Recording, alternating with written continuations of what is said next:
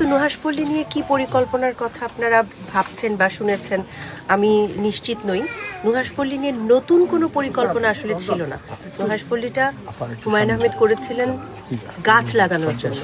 উনি বলতেন যে পৃথিবীতে বা মানে বাংলাদেশের মাটিতে হয় এমন সমস্ত গাছ এখানে যেন থাকে।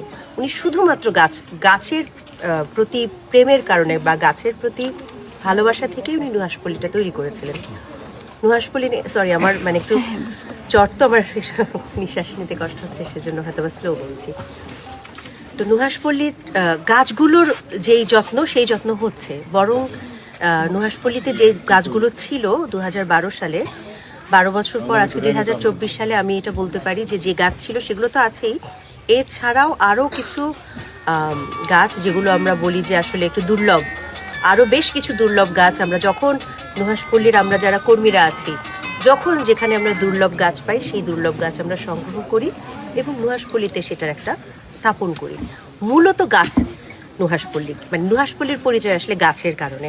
হ্যাঁ, কিছু কিছু জায়গা একটু অযত্ন আছে, যেমন যদি বলি যে নুহাশপল্লীর একটা শুটিং সেট ছিল, একটা শুটিং ফ্লোর, ওই শুটিং ফ্লোরটা একদম অযত্নে পড়ে আছে। কারণ বেশ অনেক বছর ধরে হুমায়ুন আহমেদ চলে যাবার পর আমি অল্প কিছু কাজ করেছি।